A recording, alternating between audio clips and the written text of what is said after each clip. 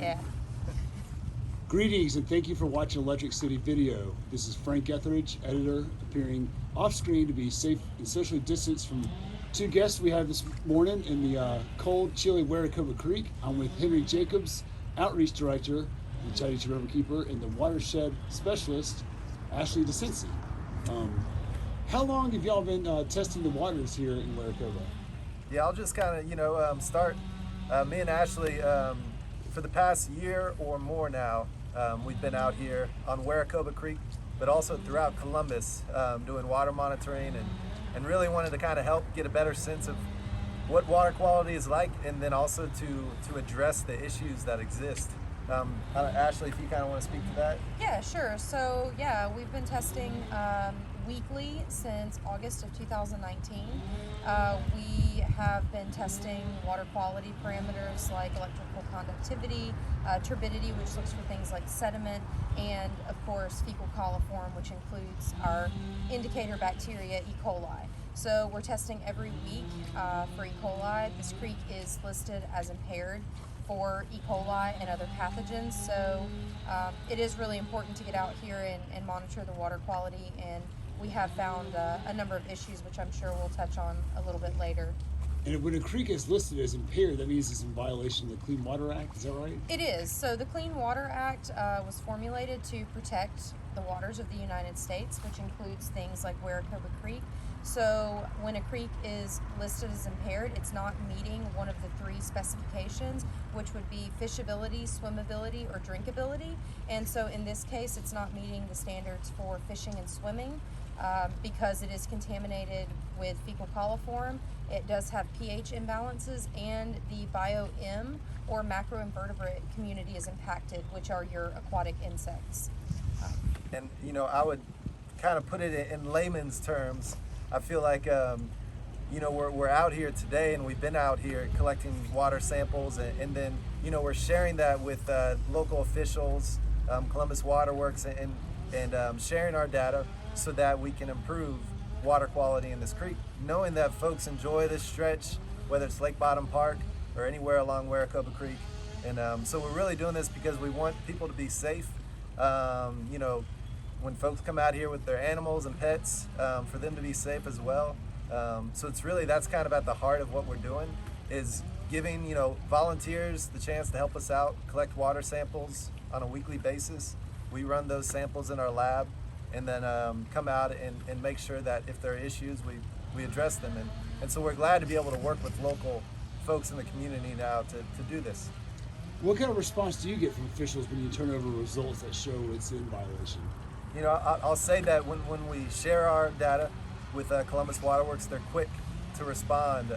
They want to they want to protect our waterways, our creeks and our streams, and the river too. We know that, and when we have found issues, whether it's a small sewage leak or something bigger, they've been out here the next day or the day of with their crews. So I'm glad that we have a good line of communication with them. We do. Yeah. And Ashley, you said maybe the root of the problem in Weracoba Crreek is just the aging infrastructure in this area. Yeah, so we know that Lake Bottom is definitely an older part of town. A lot of these homes were built from the 20s up. A lot of them have had connections in the past when they were built that drain directly into the creek with their sanitary waste. A lot of that has been corrected, but there are some that still do have issues with illicit connections, cracked pipes. The infrastructure is aging. You have a lot of outfalls like the one maybe you can see here that are draining large tracts of residential areas, and so just one small crack in a sanitary line could lead to big problems with E. coli and other things. So I think it's important that we're basically going out, tracking these, sending the data to Columbus Waterworks and the city if needed, and they're getting out here with their crews and running the CCTV cameras and solving these issues as we find them. And just kind of one last thing, I mean, we're by no means the first group or people to care about or to want to help, address these issues in Weracoba Crreek. I know for years, decades even, folks have been out here, working on ways to improve water quality. But really, I feel like Riverkeeper has come into, the last year or so, realizing that the issues persist and we want to be able to do our part, kind of bring some of our knowledge and experience that as an organization we've gained over the last 26 years, working up in Atlanta and the headwaters of the Chattahoochee River, where we've been very effective, I'd like to think, at addressing water quality concerns and getting stuff improved. I know in the 90s, the Riverkeeper disallowed the organization here to keep using that name because it wasn't meeting its standards as far as advocacy or holding people accountable. Since y'all are back here in the last year or so doing testing, have you found any issues as far as territory or? No, I mean, we like whenever we can to collaborate with folks, with other groups, organizations. I know Chattahoochee River Conservancy has a strong presence here in Columbus, and we've welcomed chances to collaborate with them. We just did a cleanup, Yeah. partnered with them on a cleanup of Cooper Creek a couple weekends ago. Met the new director, Chris Largent, spent some time with him. Had a really nice phone call chat about other projects we want to work together on.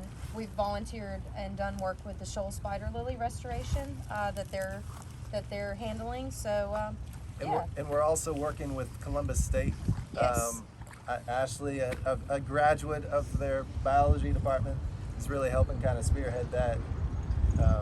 So yeah, we're here because we want to help, and we realize that kind of issues persist with water quality. But we're also, when it comes to education, we have a floating classroom program up on West Point Lake, and we've, over the last couple of years, served a number of local elementary, middle schools, thanks in part to the support of AFLAC, helping get kids out on a boat for a 2-3 hour field trip on the lake.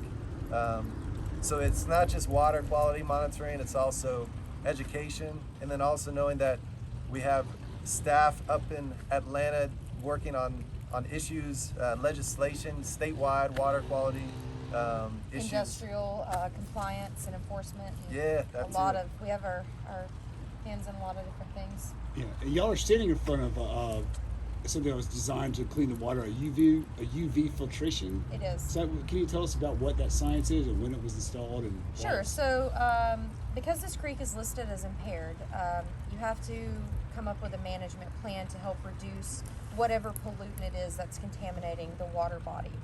So this was kind of a test run of new technology at the time. This was about 10 years ago that they built this. That's designed to disinfect the water during wet weather conditions. So when it rains, things like that. So during dry weather, like right now, this would not be in operation, but when it rains and you get higher water flow, it would direct the water into this system, and it actually passes through a UV light disinfectant that is designed to kill all pathogens. And it's actually something that they're using for COVID disinfection because it works very, very well. And I'll just add, we're not going to speak for the city of Columbus or Columbus Waterworks because they, operate this UV station, and I know it was a pilot project. Mm-hmm. It's not currently functioning, but it's definitely, it shows that people have wanted to help address the issues on Weracoba Crreek.